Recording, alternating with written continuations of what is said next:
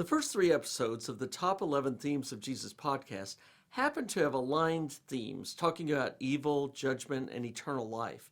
In this episode, number 8, as we count down toward number 1, Jesus is talking about a different kind of battle than good versus evil. He's discussing the spiritual versus the material. Hello, everybody. I'm Cecil Taylor with Cecil Taylor Ministries, and you're listening to podcast season 3, the top 11 themes of Jesus. Please check out my other podcasts as always, and of course, I encourage comments. As a quick introduction for those of you hearing this podcast season for the first time, I analyzed the Gospels and counted the number of times Jesus talked about different topics. I grouped the topics into a number of themes.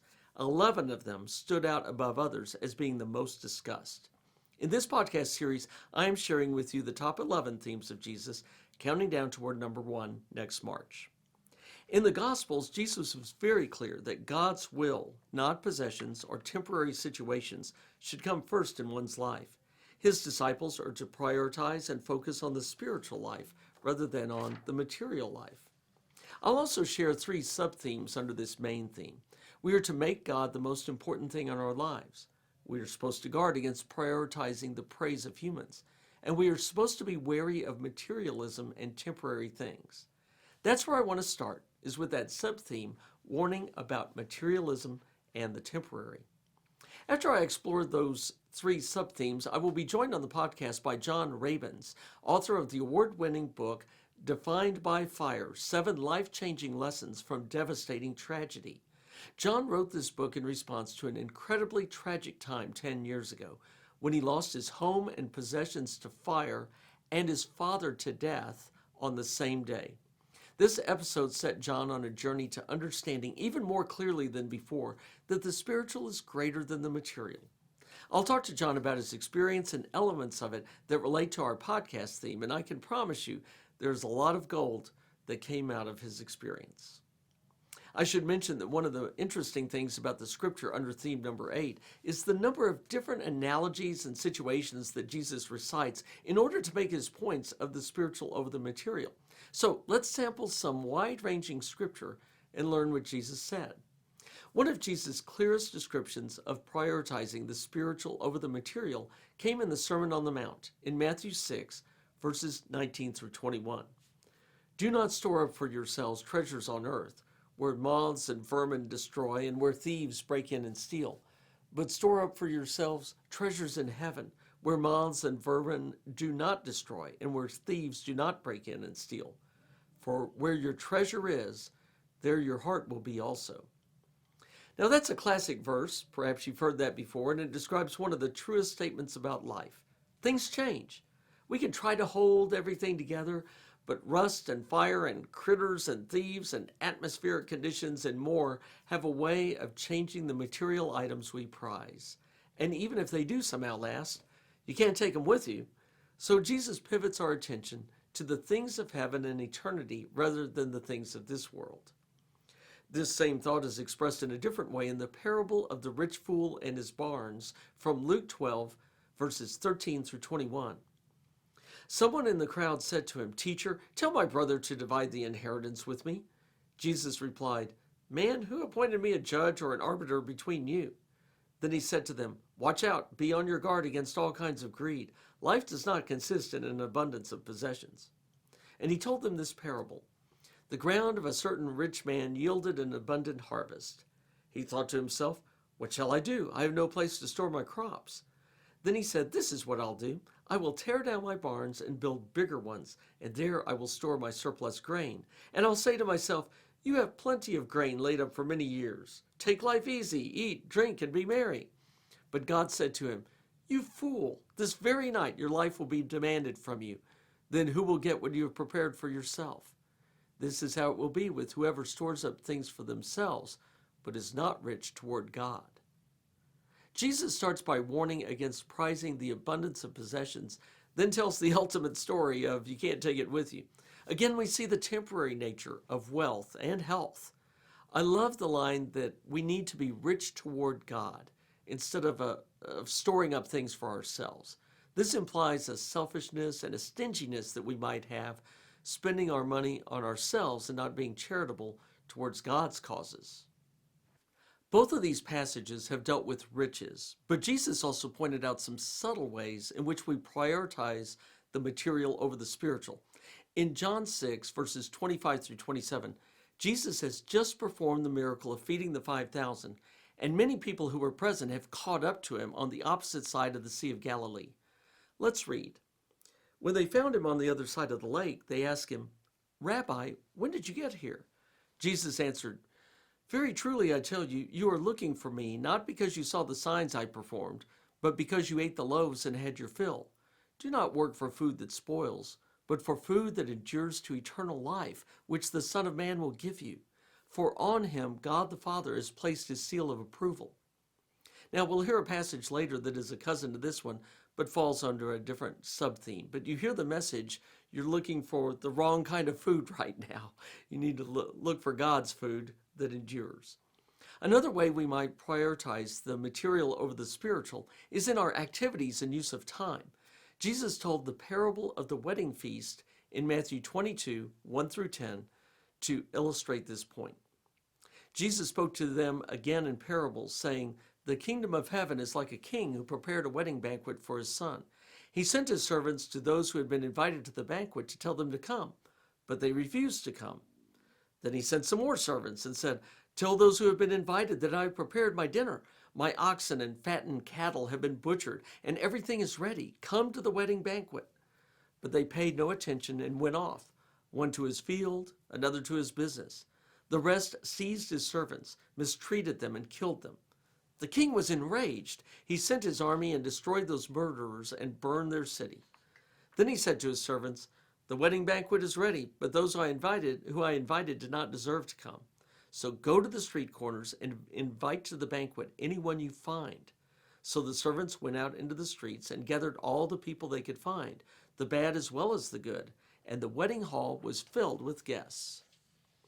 Now, admittedly, Jesus is talking about more than one thing in this parable. And by the way, as I mentioned in the first episode, the number 11 theme, it's also common for Jesus to have multiple themes going on in one passage. That is the case here because he is also criticizing the Jewish leaders who have not accepted him as the Messiah. And so Jesus' message is taken up more by the common people. But the actual descriptions in the parable also show people more concerned with their own affairs than with the things of God. Well, it's almost fall when Sunday school classes and small groups get back into full swing, and to help your planning, I'm offering a free trial of my book and video studies with a sample one-week video lesson. I took one page out of my first book, The Next Thing, and expanded it into a one-week video lesson for small groups. The title is Live the Life That Is Given. It tells the story of a 13-year-old girl who died of cystic fibrosis.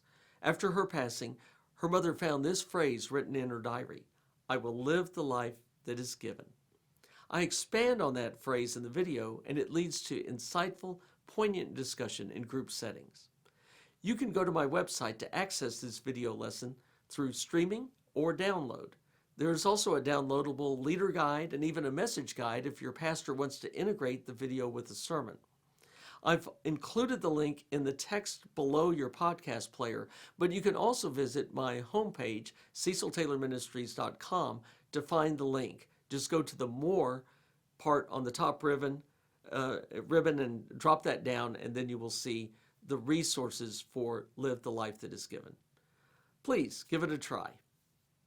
As we continue now to review Jesus' sayings about focusing on the spiritual and not the material, we come to the second sub-theme of making God the most important thing in our lives. Two of the clearest verses are in Matthew 6, part of the Sermon on the Mount. In verse 24, Jesus says, "No one can serve two masters. Either you will hate the one and love the other, or you will be devoted to the one and despise the other. You cannot serve both God and money." I think it's easy to interpret this verse, and if you want to substitute money with another master, that will work too. Addiction can be a master. Your ego can be your master, on and on. The next verse, verse 25, connects this thought to a discussion on worry and anxiety. Verse 25 starts with therefore. In other words, you cannot serve two masters, therefore, and Jesus speaks at length then about worrying about temporary things. He then concludes that section in verse 33 by making one of his classic statements about prioritizing God. But seek first his kingdom and his righteousness, and all these things will be given to you as well. Seek first his kingdom. Seek first his righteousness. Seek God's priorities before your priorities. Seek the spiritual before the material. Jesus actually said something that indicates how dramatically he made this a priority in his own life. In John 4:31 through 34, we see this exchange between Jesus and his disciples as they traveled through Samaria. Meanwhile, his disciples urged him, "Rabbi, eat something." But he said to them, "I have food to eat that you do not know anything about." Then his disciples said to each other, "Could someone have brought him food?" "My food," said Jesus, "is to do the will of him who sent me and to finish his work." I can almost hear our Savior's intonation as he has to shift the focus from physical food to spiritual food. Even when considering a meal, Jesus has the Father's focus foremost in his mind. Now, one of the most interesting passages in this sub-theme of making God the most important thing shows up in the midst of Jesus' diatribe about the faults of the Pharisees after he has entered Jerusalem prior to his arrest and crucifixion. I think this is an overlooked passage. In its own way, Jesus is reminding them that God is the most important thing. Let's read Matthew 23, verses 16 through 22. "Woe to you, blind guides! You say if anyone swears by the temple, it means nothing. But anyone who swears by the gold of the temple is bound by that oath. You blind fools, which is greater, the gold or the temple that makes the gold sacred? You also say if anyone swears by the altar, it means nothing. But anyone who swears by the gift on the altar is bound by that oath. You blind men, which is greater, the gift or the altar that makes the gift sacred? Therefore, anyone who swears by the altar swears by it and everything on it. And anyone who swears by the temple swears by it and by the one who dwells in it. And anyone who swears by heaven swears by God's throne and by the one who sits on it." Now, though we might not swear on something as in olden days, I think there's a point here to be made. The altar is great because of God. The temple is great because of God. Heaven is great because of God. How about the earth is great because of God? A person is great because they were created by God. How would we look at the world and everything in it differently if we realized that God is the source of all things and everything that was made, as God intended, has God's brand applied to it, if you will? You are a designer person. You have the imprint of God on you. The final subtopic of this theme on spiritual versus material speaks against our focus on winning the praise of humans. I'm just going to share one verse from Matthew 23 on this subtopic. Let me preview it with a couple of points, though. First, once again, we'll encounter passages that mix themes together, and I counted them under multiple categories. This is one of them. You'll hear a couple of different things going on as we read this, beyond only winning the praise of humans. Second, we want to make sure that the vocabulary is clear. There is a word in the passage, phylactery. It is a box containing scripture verses that was worn on the forehead and arm, so it was an item that could be displayed. With that, let's read Matthew 23, the first 12 verses. "Then Jesus said to the crowds and to his disciples, 'The teachers of the law and the Pharisees sit in Moses' seat, so you must be careful to do everything they tell you. But do not do what they do, for they do not practice what they preach. They tie up heavy, cumbersome loads and put them on other people's shoulders, but they themselves are not willing to lift a finger to move them. Everything they do is done for people to see. They make their phylacteries wide and the tassels on their garments long. They love the place of honor at banquets and the most important seats in the synagogues. They love to be greeted with respect in the marketplaces and to be called rabbi by others. But you are not to be called rabbi, for you have one teacher, and you are all brothers. And do not call anyone on earth father, for you have one Father, and he is in heaven. Nor are you to be called instructors, for you have one instructor, the Messiah. The greatest among you will be your servant. For those who exalt themselves will be humbled, and those who humble themselves will be exalted." Jesus would tell people that when they sought rewards in the form of praise and recognition, those rewards were empty, because that's as far as they went. The rewards to seek are heavenly rewards. Now, that concludes our scriptural exploration of the number 8 theme to focus on the spiritual rather than the material. Before we turn to the guest segment of this podcast, I want to share with you another podcast you can listen to on which I'm a guest. It's the Hanging Out with Jesus podcast, hosted by Levita Brooks. Levita and I talk on episode 80 about my first book, The Next Thing, a Christian model for dealing with crisis in personal life. Please find the Hanging Out with Jesus podcast on Apple and Buzzsprout. More information is in this podcast description. Now it's time to bring on my guest. Now I'd like to introduce John Rabins, the author of the book Defined by Fire, 7 Life-Changing Lessons from Devastating Tragedy. And we're going to talk about the spiritual being greater than the material. And John, thanks for joining the podcast today. Well, thanks for inviting me. So let's have, if you could do a quick overview of what the book is about. And it really stems from what I would call a historic bad day. I would say that it was one of those days where you wonder, besides that, Mrs. Lincoln, how did you enjoy the play? That kind of Right, thing. right. I've never experienced a day like it before or since, and I don't expect to. But on the same day, we lost our 6,000 square foot home in the Black Forest to a devastating fire. We lost another property around the corner on 11 acres, 9 buildings, some historic. One was a historical one-room church that was led by a holiness pastor back in the late 1800s, early 1900s. And then on the same day, my father in California, independently of all this, died. And so it was a little much to digest.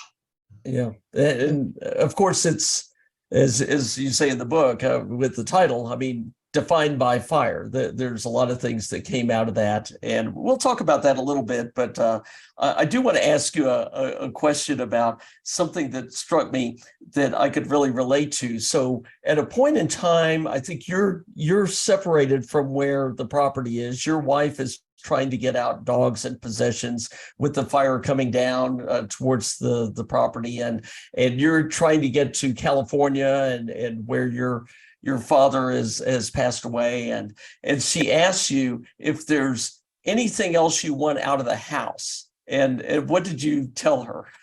Well, we had banged our heads together. She called me. I was seeing a patient at the time when I got the call that the Black Forest was on fire. She was bringing my dog Obi back from the vet and had to go around a police blockade because they said there's a fire threatening this area, so you'll have to not go up there. She went a different way because we had animals in the house to rescue, as you pointed out. From the driveway, she called me. She gathered all the animals, but we had talked on the phone. And it's funny because a year before that was the devastating Waldo Canyon fire, which cost about 300 and some odd houses. And you would think we'd have a list of the things we would grab in the event of, an evacuation. You never think it's going to be the real deal. We didn't, but we didn't have a list. And so we banged our heads together. We said, well, let's grab both computers. Don't worry about the monitors. And just a few other things. I thought, grab my watch. I don't know why I said my watch. I did not say anything about my Bible, which I'd written in extensively since becoming a Christian in 1980. And yet she remembered to grab that. So she comes back, she comes out, she's got all the animals. She said, okay, I've got to get out of here because I don't know where the fire is right now. And she said, anything else? And I was leaving on an airplane the next day to go to my dad's funeral. I said, I'm going to need my toiletry kit. So would you go back in and grab that? And she said, are you kidding me? John, really? And I said, no, get out of there. A spark of sanity hit me. And I said, get out of there. We were able to purchase what I would need for that. But she had one little basket of laundry clothes, and that was about it.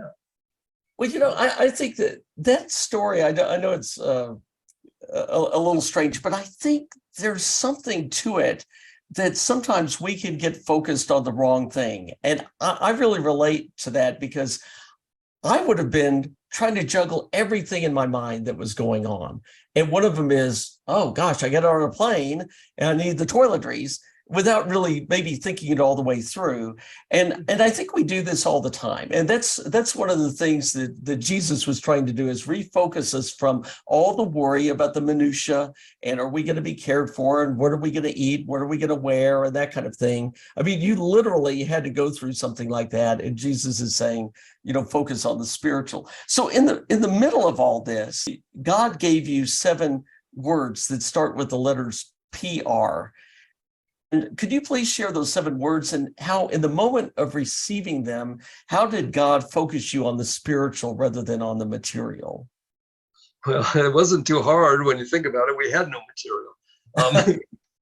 It really happened in my dad's study at his home. I was there planning to go to a funeral the next day, and I just grabbed a piece of paper and a pen, and I started writing. And I'm quite confident that it was God who gave me 7 words that start with the letters PR. To me, that's very intellectually satisfying to see something like that. But the words were process. I wrote them in the order he gave them to me: pray, prepare, provide, protect, prevail, and prosper. And it didn't necessarily happen one and then it stopped and then the next. I mean, I've seen pieces of each of these, but generally we started at processing. And this kind of processing, I mean, I'm not trying to compare my loss with anyone else's. All loss is difficult, but this was a lot of stuff to digest in one day.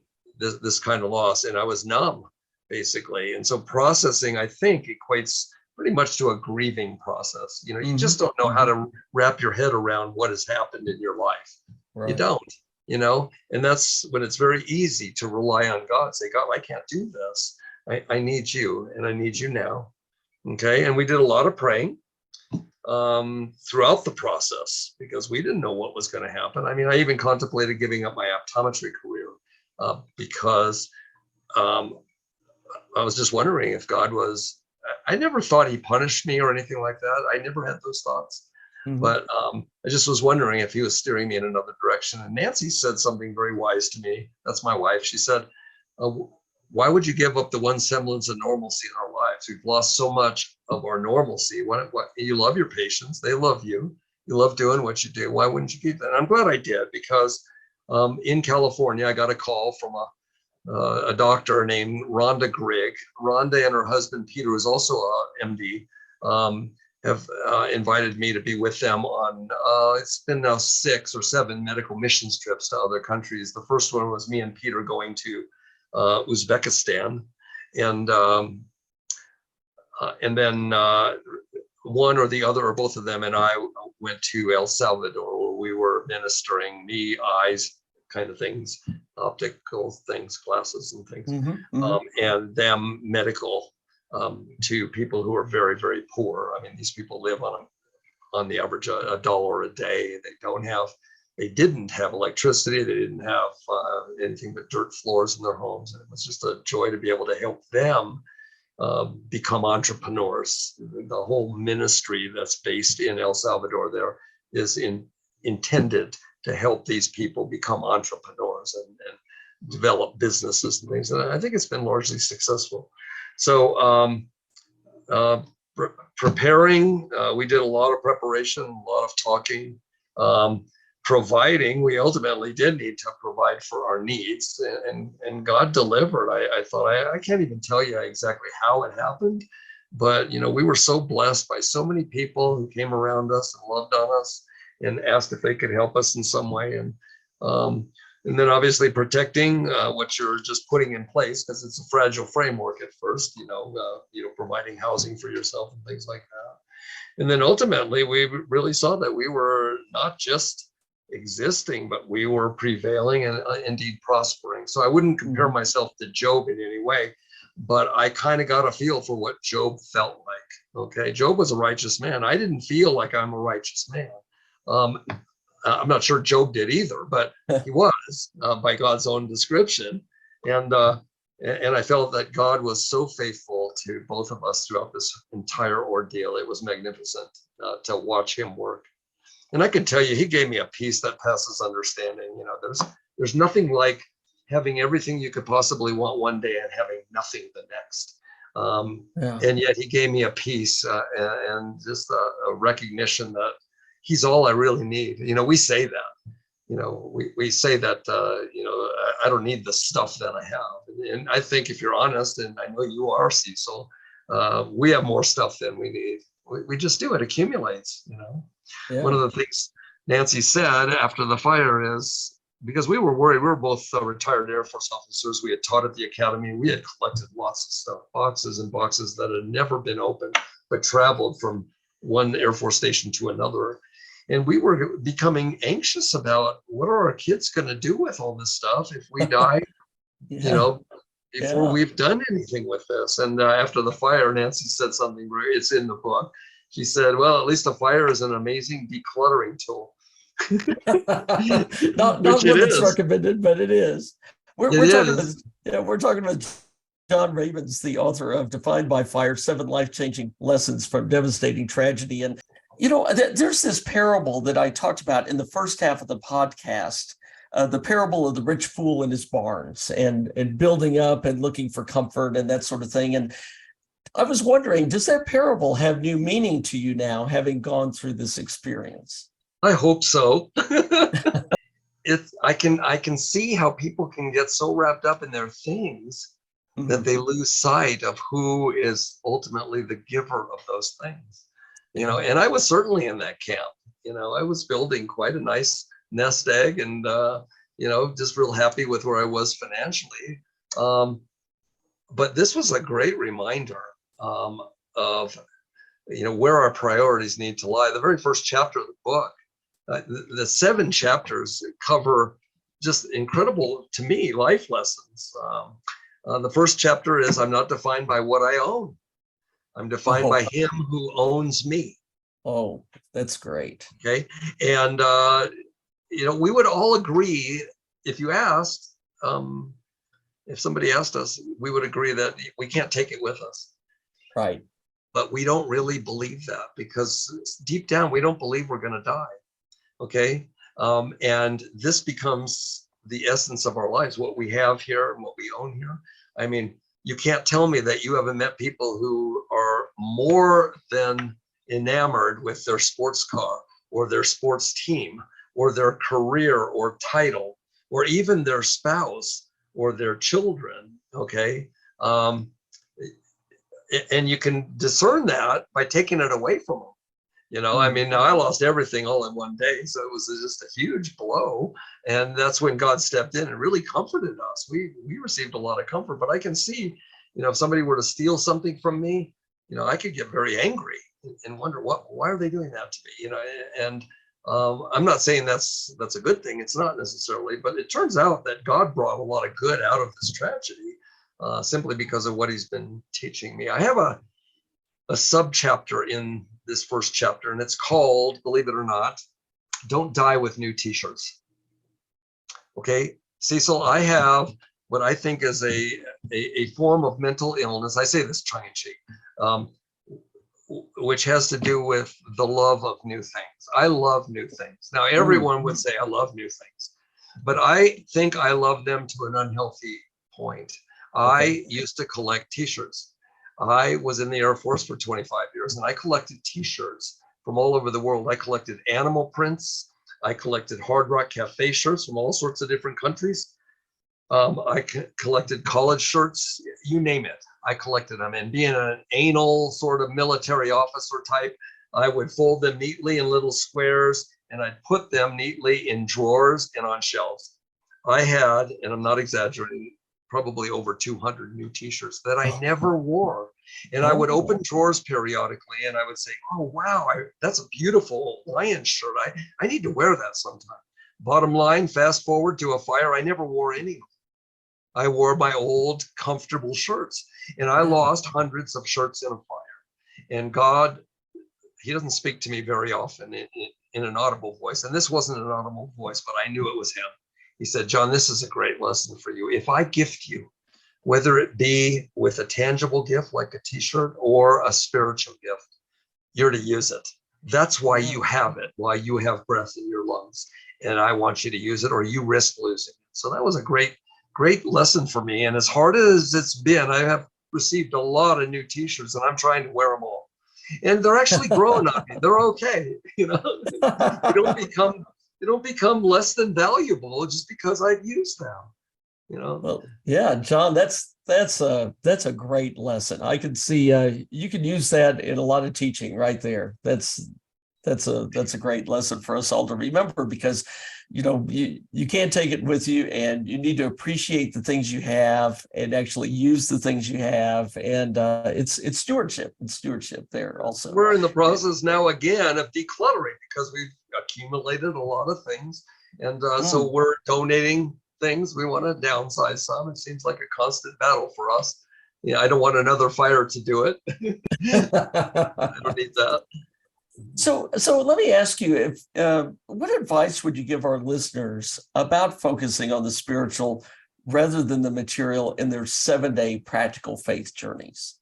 Well, it took a fire to help me learn how to focus on that, okay? Because I wasn't good at doing it. I'm the kind of person that puts a list together every week, and it's all the things that I want to see accomplished, okay? And I sort of become my own little god. Like I'll be blessed if I'm able to do this. It's almost like me getting before the Lord and saying, Lord, I need you to help me do this. And I am learning to spend more time unfettered before the Lord in the mornings, and not have an agenda. Too often, we want to ask God for things.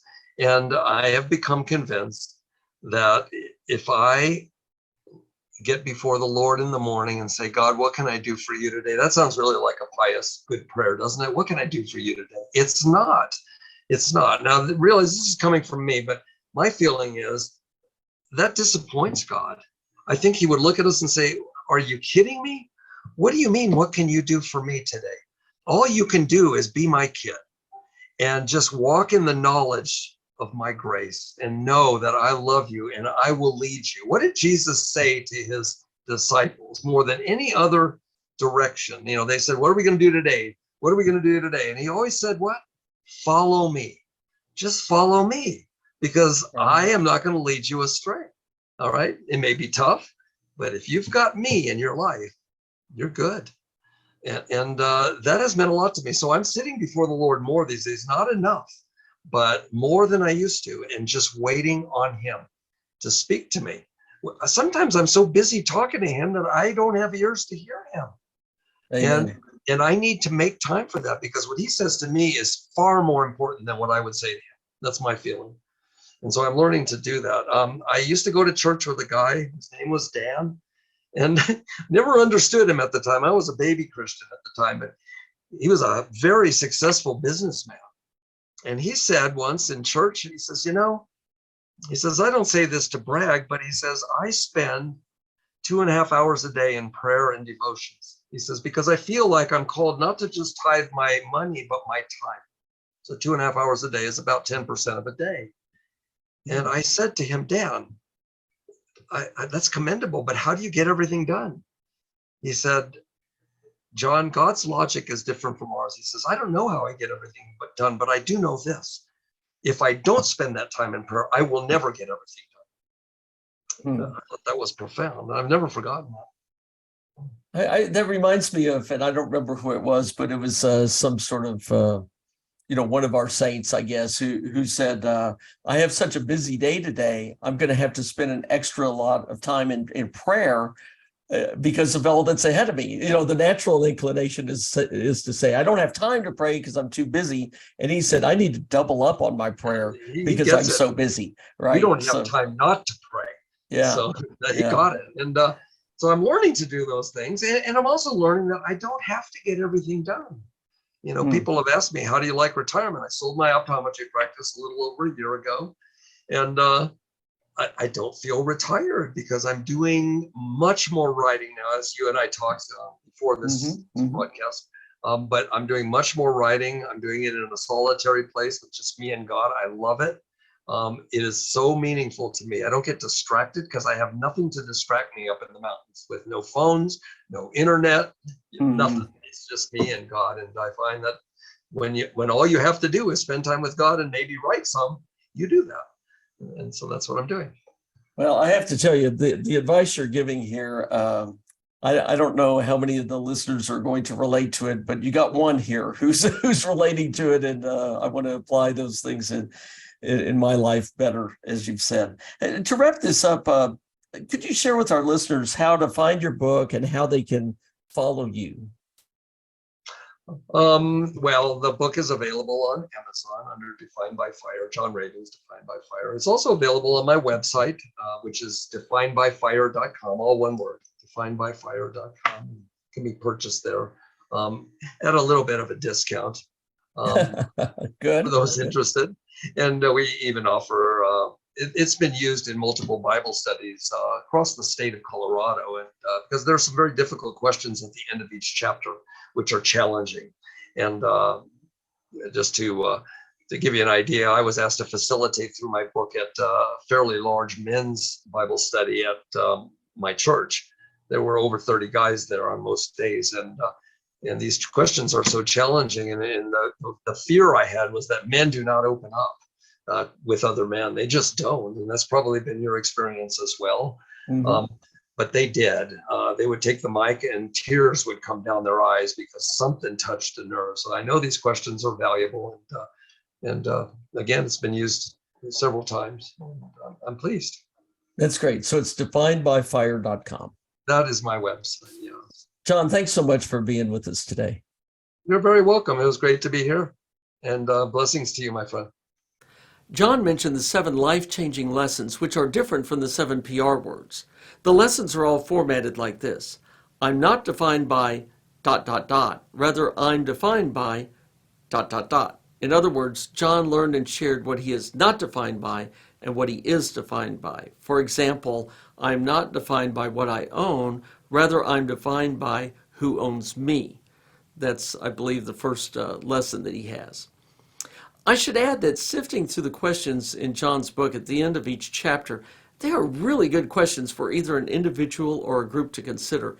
These are the types of questions I try to write for group discussions in my material, so I really appreciate the great job John has done in assembling these thought-provoking questions.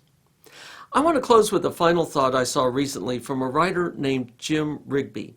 It relates to what we've been talking about today. Rigby wrote, "If we believe we are rewarded materially for our spiritual prayers and sacrifices, then we run the risk of believing material blessings are the greater good." Let me read that again. If we believe we are rewarded materially for our spiritual prayers and sacrifices, then we run the risk of believing material blessings are the greater good. I am so encouraged by some blessings that I've received lately in terms of my ministry. But if I fool myself into thinking those are the end goal, then I will start chasing blessings. That's not what we're supposed to do. Take those blessings as evidence of something greater going on spiritually, how God is moving in my ministry, of how God is moving in your life. Spend more time thinking about the source of those blessings rather than the blessings themselves. I believe that's one way to focus on the spiritual rather than the material. Speaking of those blessings, I'm so encouraged by the recent response to my 2 books and video studies, The Next Thing on Faith-Based Crisis Management and Live Like You're Loved, on how we can turn our head knowledge of God into a transformed life that fulfills His vision for us. You can find these materials at ceciltaylorministries.com, and the books themselves are also available on Amazon, Barnes & Noble, many other online booksellers. Let me share one review that just came in on Amazon shortly before I recorded this podcast from someone identified as Chevy17. And the timing of it simply propelled me to focus harder as I organized my thoughts for this podcast. Chevy17 wrote this about Live Like You're Loved. I've been a Christian since I was young. I knew the mentioned verses and references by the author and still grasped new applicable insight through his words. I believe the author is right on point about the difficulty of translating church and God into a daily 7 days a week lifestyle. It is definitely a disconnect between the head and the heart. The book identifies how and why this happens and how to correct it in us. He uses the SAIL method to lead you through the steps of transformation with some stories of the past, people, and his own life experiences. I would love to read his other books and go through the accompanying video series. Whoever you are, you need this book. Wow, it just shows me how much God is working behind the scenes with people I will probably never meet, multiplying my efforts in order to achieve his purpose. So I encourage you to follow Chevy 17's advice and understand that you need this book and video study too. As always, I would ask that you follow Cecil Taylor Ministries on Facebook and or become a subscriber to my free newsletter by visiting my website, ceciltaylorministries.com, and registering either in the orange box or via the pop-up devotional offer. Next month, we have a very different topic to discuss.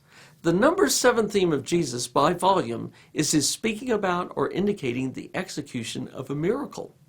After we study a sampling of the miracles themselves, I'll be joined by Reverend Amy Bauman, founder of For His Glory Ministry, a very popular Facebook ministry with global reach. Amy is the only person I've met who has experienced a verifiable miracle in her life. So she'll talk about that miracle and more during our time together. Until next time, please follow along with what I'm doing at ceciltaylorministries.com, the Cecil Taylor Ministries Facebook page. On LinkedIn, look up Cecil Taylor, and also on YouTube, on the Cecil Taylor Ministries YouTube channel. Let's reflect our priority on the spiritual through living a 7-day practical faith.